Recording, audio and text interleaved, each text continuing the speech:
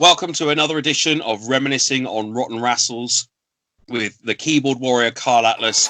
Spoiler alert, the guy in the red and yellow is actually me, portraying the character El Technico Supremo. And I'm joined at the commentary desk today by the man across the ring from me, Samuel Jacobs. Look how big I am. Hello, Samuel Hello, Jacobs. yes. Yeah, well, a flurry of punches there to get us rolling. Oh, literally, and then I am rolling. You're absolutely right. Yeah, we both are in one particular shape, and that shape is round. But you, sir, have how you look amazing now compared to this. How young are you here? Oh God. When is this? I know it's core test or early days. Well, it says established 2013, so one would think that if this is only issue 4, then this must still be in the 2013 era. Right. Yeah. So what's that? 8 years, 7 years ago. That would put me at 17. Wow. Yeah, and I have no idea how old I was here, but I'm probably heavier in stone than I am in weight. well, heavier in weight than I am in age. That's Yeah, well, as I say, you've done a tremendous job of trimming down in your recent years, whereas I still look like a bin bag full of mashed potato. You carry it well. You carry it like a big man. I was just a pile of pudding. I think we both look like a couple of bowls of pudding going for it. But that's the thing. Look at this. Like, we are going for it. I think, if I remember right, we both had a bit of a mentality of, in the early days of KAPOW, we were all trying to prove something, and you and I went into this trying to prove that two heavier guys could go and at a relatively decent pace. Yeah, and try and keep up with like the smaller guys, really, wasn't it? I remember vividly the main event of this show was Chuck Cyrus and Jake McCluskey versus Rishi Ghosh and Priscilla, and that was an absolute barnstormer. So I think we were kind of like, I remember certainly myself having the mentality of, we're going to go for it because we're sort of like the main event of the first half, if you like. So we're pulling it all out of the bag tonight. Back then as well, you got to remember, like I really wasn't. I hadn't been wrestling. Like, I'd been wrestling a while, but not that long. So I was still like just wanting to have the best match. And with you especially, it was just like, oh, okay, me and Karl are going to try and have like a barn burner.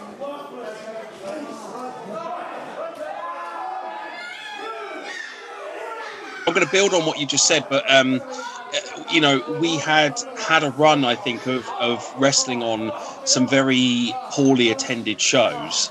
And then we started, KAPOW came about, and suddenly there was a crowd, a decent crowd, a lively crowd, and it made us all just want to up our games. But you and I especially, I think, you were young and, like you say, you just wanted to impress. I was kind of coming back round and trying to make a name for myself with a different character here. Oh, just a pause for a second for the appreciation of Hogan. Oh, absolutely. If you're going to be a Mexican Hulk Hogan, you've got to throw in some Hulk Hogan spots. And, taking the weight belt off was as much as a relief for me to allow the rolls to escape for a while and have some more breathing room. This has been quite intense so far. Yeah, just to give some more history on the match. So this is episode 4. I represented one of the colourful. Oh, look at that classic cannonball that's still in your arsenal today. So I was one of the colourful characters that represented what KAPOW was all about, and you were part of a faction known as the League of Ordinary Gentlemen. Hence, you were out there in black and white, and you kind of represented the antithesis, almost like the anti-fun police. You were the guys that hated colours. Talk to me about being in that. How did you feel about that when you were first told that you were going to be part of that? So, like, a bit of history of Steve Luther being the leader. Like, me and Steve before KAPOW had come along, me and Steve had been tagging for it felt like probably a year and a half of like sporadically, like once a month or every other month or so, we'd be put together in a tag match somewhere. So it'd be like, oh, okay, then we got familiar with each other, and then the whole idea of the league being brought together, it was like, oh, I love working with Steve. Like Steve's amazing on the mic. Like Steve can talk and just get people invested in that way. Like so to be given someone, so it's like when the idea was created of like, right, okay, so the whole group is like you're going to be anti KAPOW. So I was like, okay, we're going to instantly be part of a storyline. Like, and it's gonna you have Steve. Steve was the leader and the mouthpiece. Like Oh, big. hold on. Just to interrupt here, Jake. Huge German suplex. On your head. Look at that. Turned my spine into a stack of loosely stacked cookies. From memory, were you going for the moonsault on that, or was that just a really dirty German? Oh, it was just a dirty German. I just love taking dirty comments, and that was filthy. Yeah, absolutely. I think you were spot on. I think the league was built for Steve because we all knew that Steve could work the mic and elicit some outrageous crowd reactions. And like you say, you were kind of already buddied up with him doing the tags and different things, so it was a natural thing to do at the beginning. But I know that you struggled, didn't you? You really, after a while, oh, hold on, this is funny as well. Samuel Jacobs going for a power doesn't quite get all of it. Snap. Even a snap powerbomb's a nifty move, but yeah, I think you were probably hoping to go for something a little bit bigger than that. Oh, a little bit. Sorry, going back to I know that you started to have some issues with the attire. Like it's not even Steve's out there. Look, he's just managing and he's taking his shirt down to undoing it.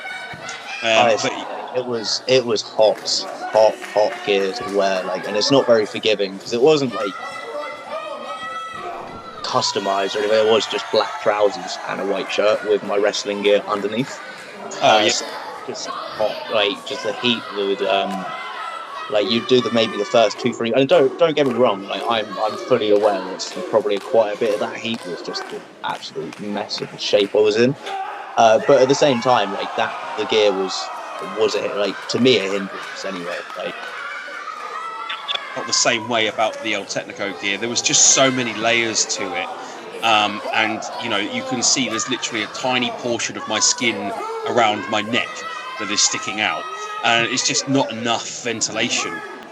I remember I just got frustrated because I wasn't able to have the kind of matches that I wanted to have in what essentially felt like wearing a coffin.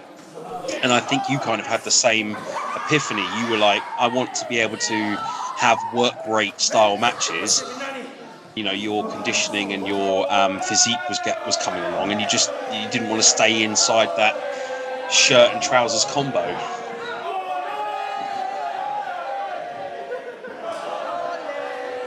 I definitely prefer wearing the singlet these days. Like I have so much more freedom. Like not a freedom in the sense of just being able to move around as well. Like because you think about the heat in the shirt and trousers, but it was just like general movements.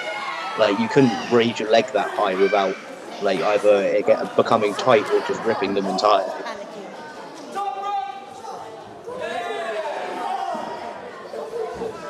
I know for a fact that Steve has had the same arguments. That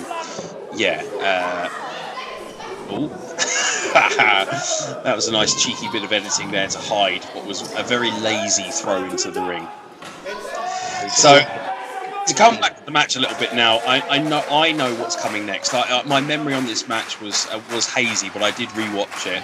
But this is a go-to. Yeah, this was my favourite thing to take, the fall away off the middle. Huge bump. Hell of a fall. Oh, it even knocked the ref over, look. Referee takes a cheeky bump. Referee Johnny Allen.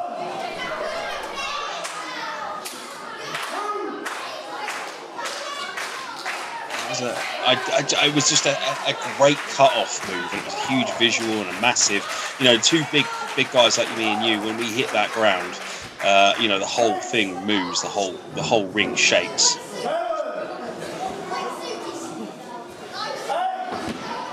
Oh, hang on. Lazy.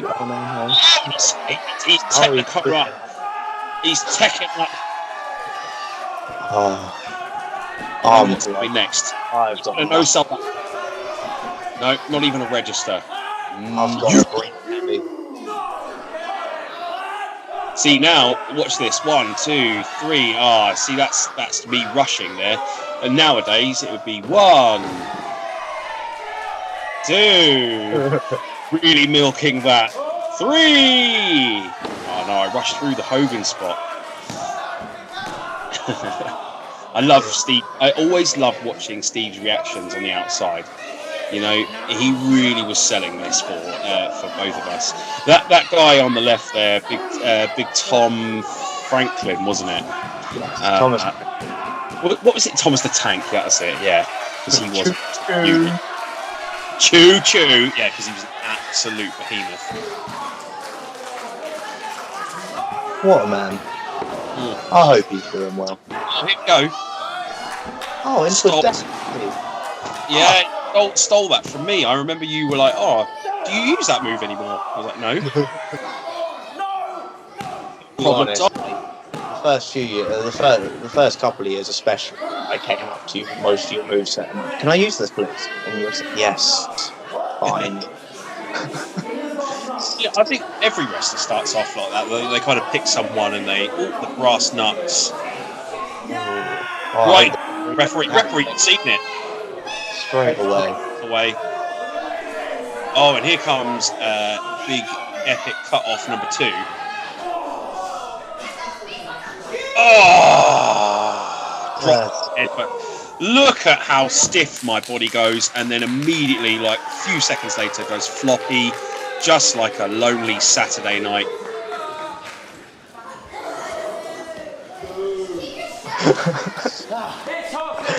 Oh dear. Oh, planted me like a petunia.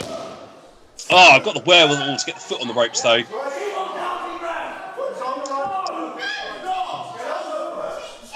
Portchester was one of our favourite venues, and it was such a shame to kind of lose it. We had, I think we did about maybe 4 or 5 shows there in the end, didn't we? And there was only one of them that I can remember that wasn't particularly well attended. Yeah, the last one. The second to last one that wasn't well attended. May have been the second to last, or possibly the last. My memory is hazy on it, but I know that strike him. That was horrific. Oh, we're going home. The biggest ever. Oh, and I hit it. Oh well, that was short and sweet, but it was lovely to reminisce with you, Jacobs. Thank you for joining me on commentary table this afternoon. You're very welcome. Thank you for having me. No, let's hopefully do this again sometime. Yeah, we'll have to pull out another one of the classics. Absolutely.